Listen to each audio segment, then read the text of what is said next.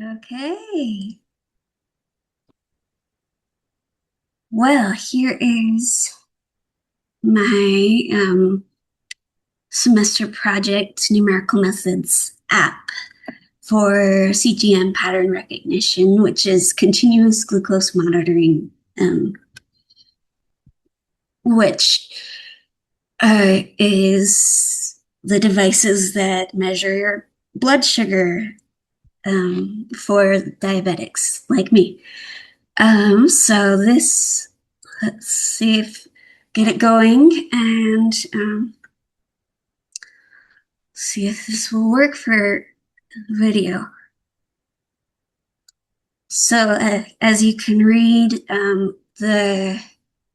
this program essentially can download the data and the blood glucose data for a week and find the average blood glucose value for the week, the highest and lowest blood glucose values for the week, and finding patterns when it tends to be high or low, and calculating the approximate GMI value, which is similar to the diabetic A1C blood test, but it's based off of your blood sugar data rather than a blood test. So here we have the option to change the low and high range of the safe values range. Different doctors tell you differently, and it depends on your age what your safe range is. I'm actually an 80 to I think 180. Yeah, or 200, but I think it's 180 actually. Anyway, so you can change that. I'm going to click next. We'll play with it a little more later. So these are the steps to download the data from the continuous glucose monitor Dexcom website. Let's try and do that. Just want to preface this by saying I'm sharing my data of my own free will. I've not been pressured into doing this. I have decided to. So yeah, I click there. It takes me to the web page. I'm going to sign in. Don't worry, it won't show my password.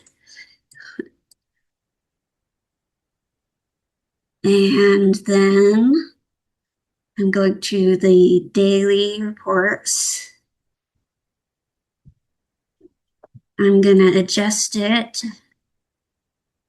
So I don't have a lot of data for recently. So I'm thinking, let's go the 15th of February through the 21st of February. Just double check up here that that's right. And then I will come over here and export the data.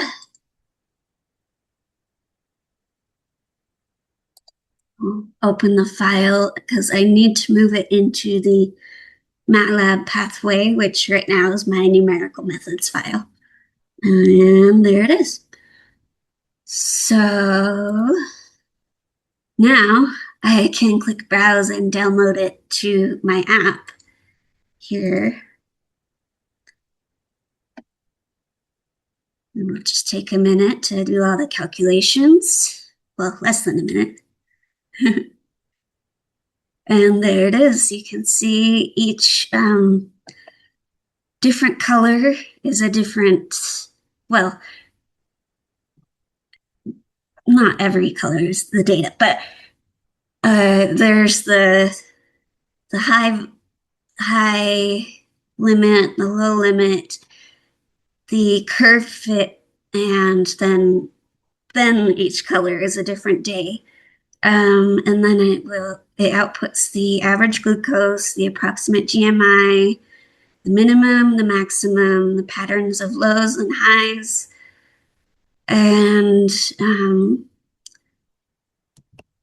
I want to restart I'll use the same data. I just want to show that it can do the lows, because right now it's just saying there's no low patterns. So I'm going to put it up to 145. It will make me download the data again. So we'll wait for a second here.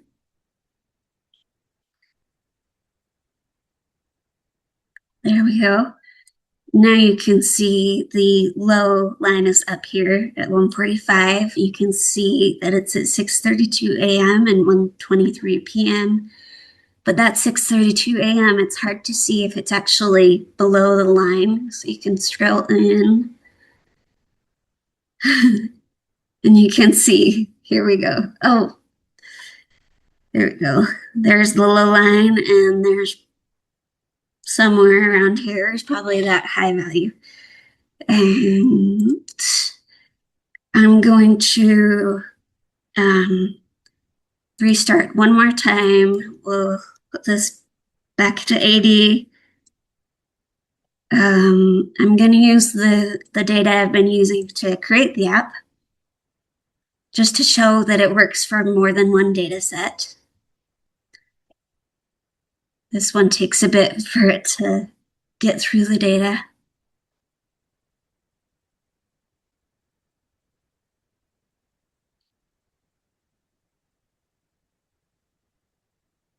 Come on. There we go. Okay, so there's a different data set, different averages, highs and lows, different pattern times. One thing I thought was interesting about this one is you can see how the data for some of the days isn't complete. There are missing points where, say, for example, when the transmitter isn't connecting to the receiver, so the data isn't recorded. Or like in this case, where I am having to replace the CGM, and it takes a long time to recalibrate, and it wasn't before I downloaded this data.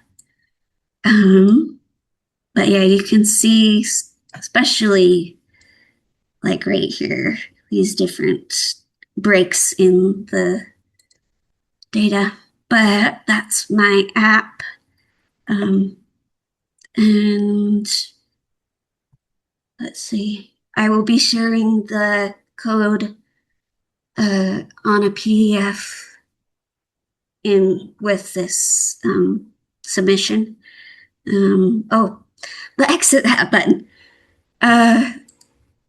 This is my way of getting my pleasure into it. Anyway, that's that. Thank you.